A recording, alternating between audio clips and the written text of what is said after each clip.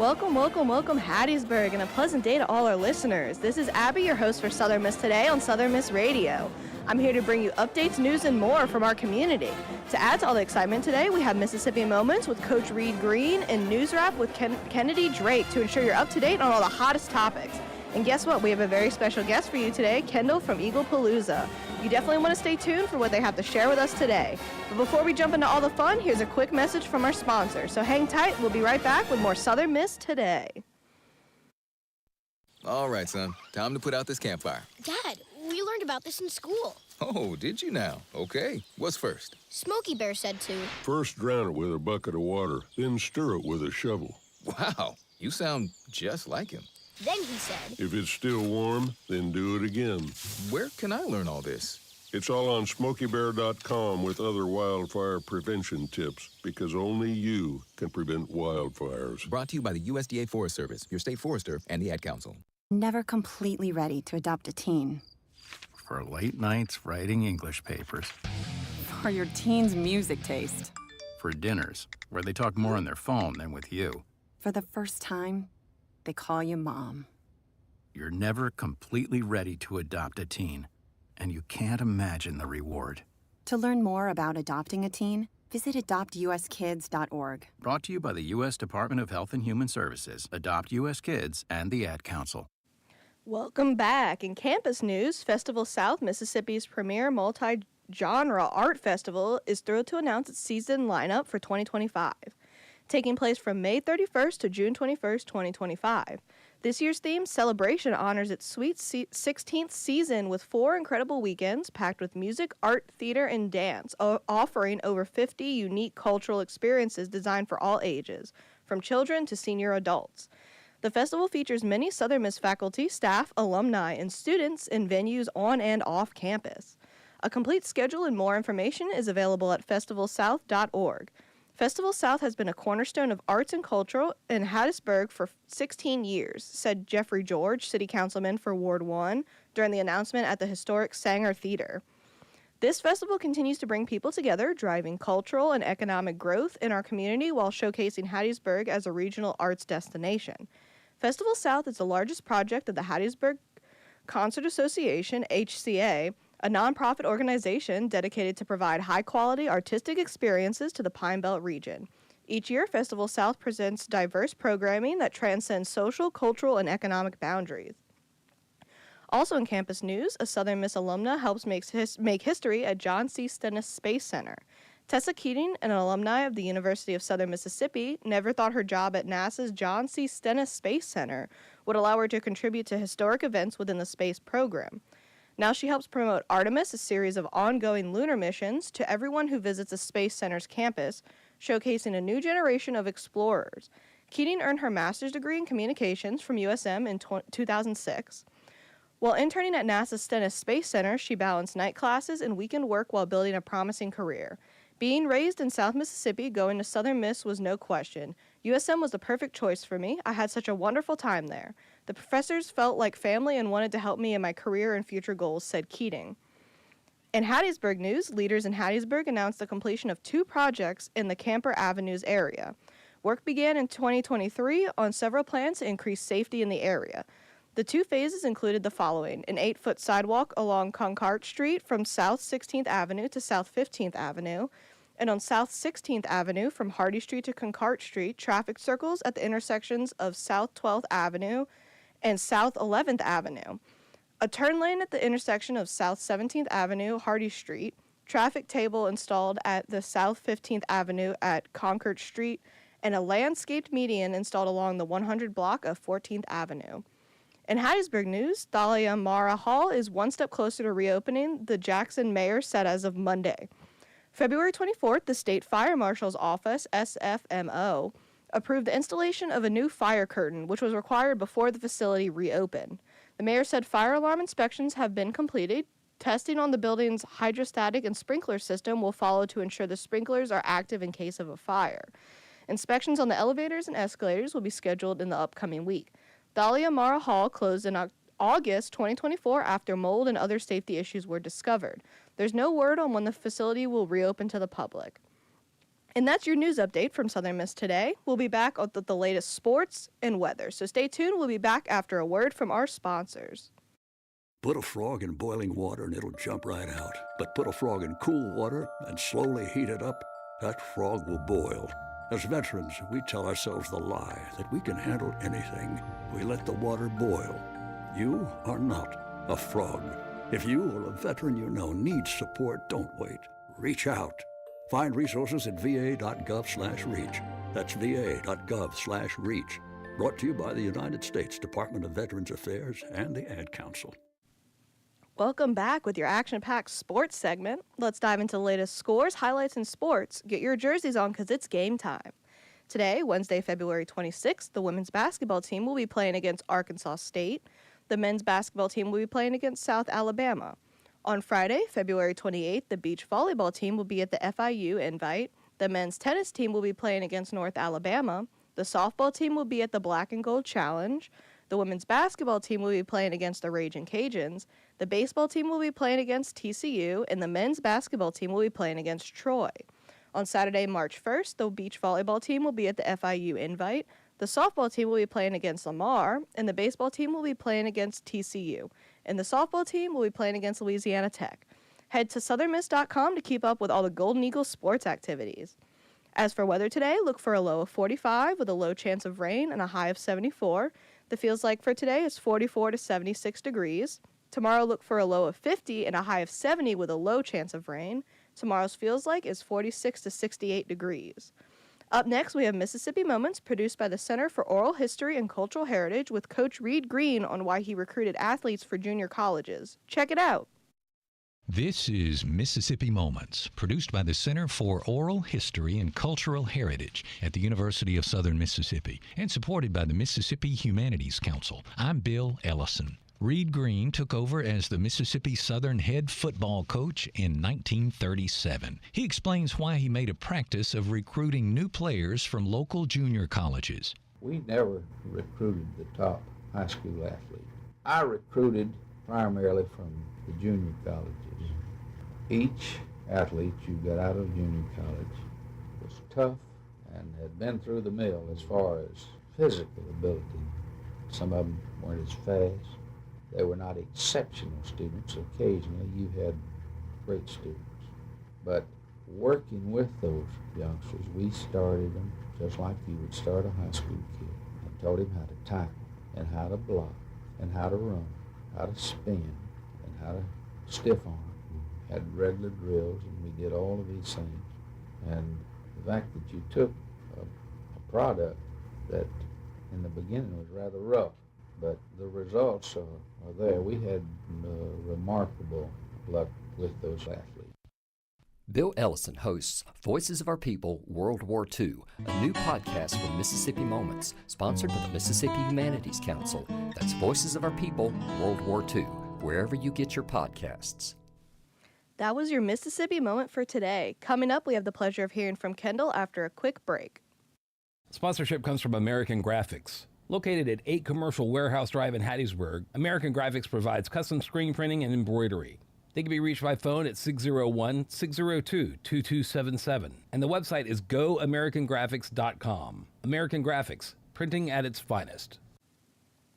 Now, please give a warm Golden Eagle welcome to Kendall. How are you? Good. How are you? I'm good, thank you. And thank you for coming in today. Could you introduce yourself a little bit? Yeah, absolutely. My name is Kendall Desporte. I'm a junior construction management major here at the University of Southern Mississippi and a proud co-director of the Eaglepalooza. Awesome. Could you explain a little bit what Eaglepalooza is? Absolutely. Eaglepalooza, in my opinion, is one of the greatest student life experiences here at Southern Miss. It's a live music festival happening in downtown Hattiesburg on March 28th, right on Main Street. And it's pretty much a Southern Miss takeover of downtown Hattiesburg. Awesome. What role do you play in Eaglepalooza? Absolutely. So I'm a student co-director on the traditions team, specifically with Eaglepalooza. More specifically, day of, I'll be helping with our VIPs, our sponsors, and community partners involved with the planning and execution of Eaglepalooza. Okay. What kind of people usually get involved with this? Whether it's like people that are running it or, well, obviously students and community come, but specifically the people that are part of it. So first and foremost, our biggest focus and main focus of Eaglepalooza is our students, the student body of Southern Miss.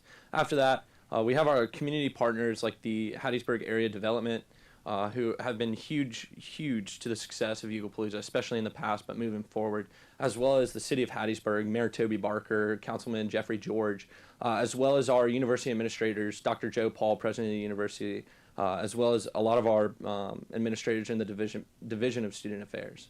Okay, awesome. Do you know off the top of your head who will be performing at this concert? Absolutely. So headlining Eaglepalooza 2025 will be Briston Maroney, as well as openers Grits and Greens and Southern Miss's beloved DJ Cujo. Awesome. And what's the process like that gets these people selected? Like, what about them gets them selected for Eaglepalooza? So first and foremost, when a couple months ago when we were thinking about who we needed to headline Eaglepalooza, we really just wanted to get somebody out here who would draw students. Coming off of a 6-year hiatus, Eaglepalooza, we just wanted somebody who would bring the crowds. So the Eaglepalooza team, as well as the Division of Student Affairs, worked with Art and Land Talent Agency out of Jackson to help identify artists within our budget, as well as artists who would be available that weekend. And you mentioned a 6-year hiatus. Is this the first year of? This is the first time y'all are starting it back up, right? Absolutely. So the last time Eaglepalooza was held was 2019. And then moving into 2020, Eaglepalooza was scheduled for March, and because of the coronavirus, we weren't able to have it. So we had to take a year hiatus there, and then moving into 2021, it still wasn't quite safe enough for us to have it. So coming off of 2 years, it's a huge opportunity, but also it's very difficult to bring a program like Eaglepalooza back. So we had to take some time and reevaluate kind of what we wanted Eaglepalooza to look like. So here in 2025, we decided this is the year to bring it back, and so we did. Okay. How many people usually end up showing up? I mean, Not anywhere an exact from number. anywhere from thousands to tens of thousands. This isn't just an event for Southern Miss students, even though that is our main focus. It's also an event for the larger Hattiesburg community. Anybody and everybody could come out. It's a free event for our students as well as the Hattiesburg community.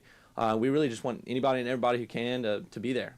Okay. How'd you get involved with Eaglepalooza in the first place? Yeah, so about a year ago, I was selected as a representative of the Interfraternity Council here at Southern Miss to be on the USM Traditions team, and we basically got to pick what committee we wanted to be on, and Eaglepalooza was something that at that point I hadn't heard anything about, and I said let's do it.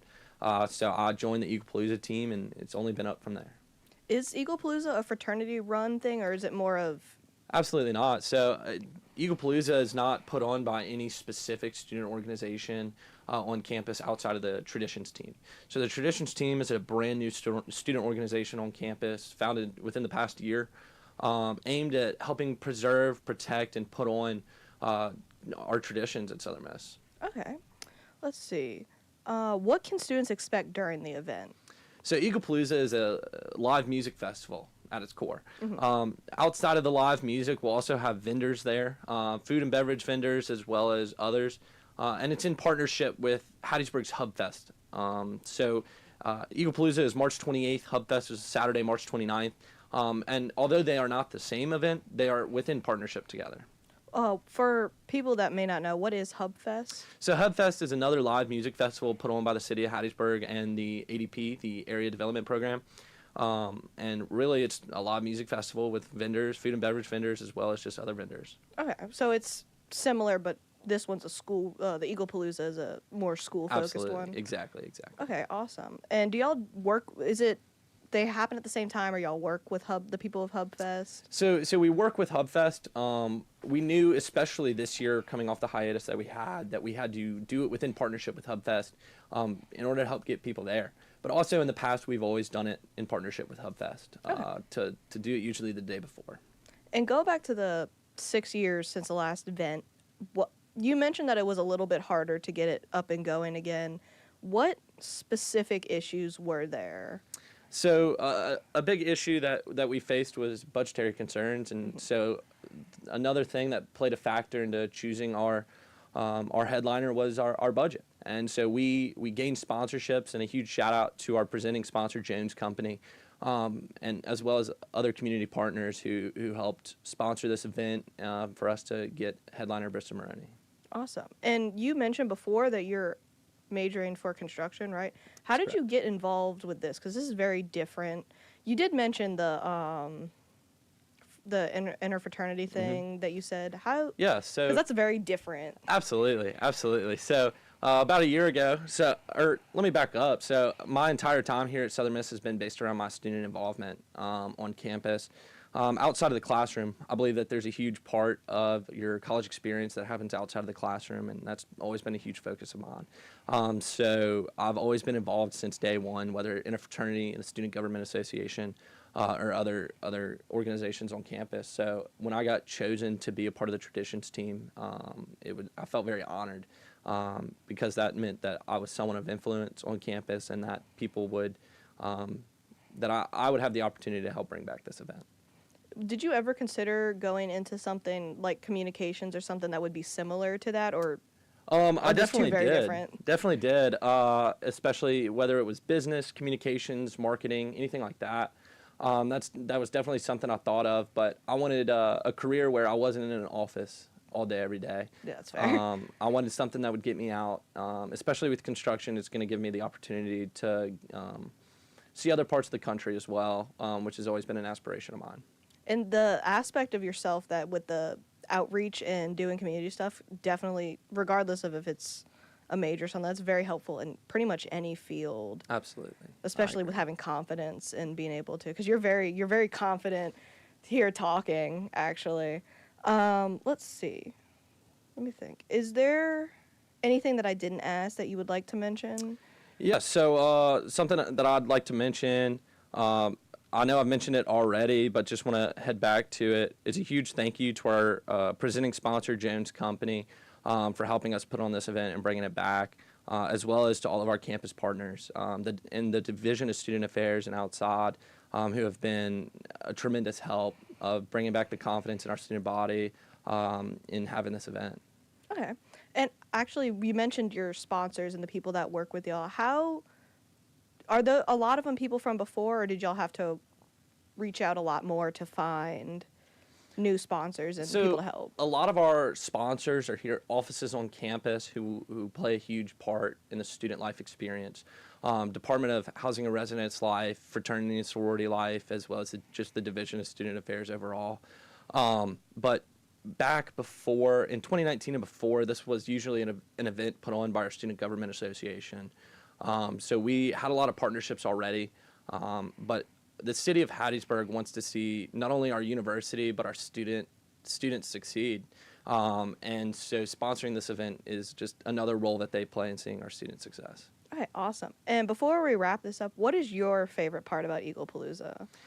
So far, within the planning process, I've been most excited about seeing Briston Maroney live. I'm a huge fan of his music, especially some of his songs like Freaking Out on the Interstate. I've always been a huge fan of his music, so I'm super excited to see him live. Is that the one that's the bigger indie artist? Mm-hmm. That okay? Yes, I yes. heard about it on the way over here, and I was like, I don't know who that is. Yeah. But okay, awesome. Well, do y'all have social media or anything that you would like to?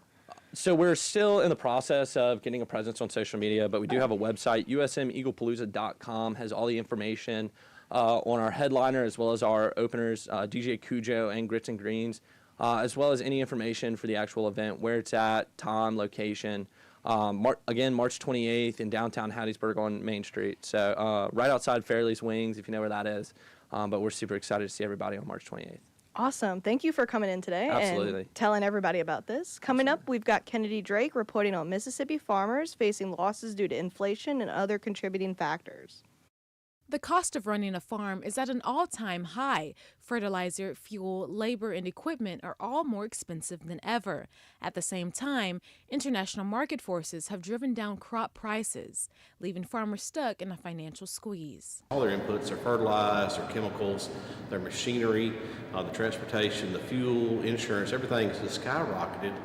And you're finding that these farmers are not able to pencil a profit. At best, they're penciling a small loss right now for a grain farmer. For farmers like John Corley, cutting fertilizer cost isn't an option. Without proper nutrients, crops suffer, leading to lower production and more financial strain. When fertilizer prices went through the roof, is that you can't go without good fertility to grow a crop. And so that's not an area we can cut, unfortunately, and it seems to be one of our bigger expenses as well. Farmers are making tough choices, delaying equipment upgrades, cutting labor costs, or changing planting strategies. For row-cropped farmers, switching to another crop or even raising livestock isn't always the best decision. Many invested millions into specialized equipment, meaning they have to make row crops work no matter the cost. I'm Kennedy Drake, reporting for the Roy Howard Community Journalism Center. Thank you for listening to Southern Miss Today on Southern Miss Radio. We're thankful for Carl Wilson, our audio engineer, Gabby Collier, our film producer, for keeping this bird soaring. We especially want to thank our program director, Adeline Fields, our audio producer, Cadence Renfro, our booker, Austin Flores, and our general manager, Dr. Martin, as well as our lovely guests today for Eaglepalooza. That's all for today on Southern Miss Radio. Thank you for all listening, and remember, fly, Eagle, fly. I'm your host, Abby Busegard, signing off. Stay creepy.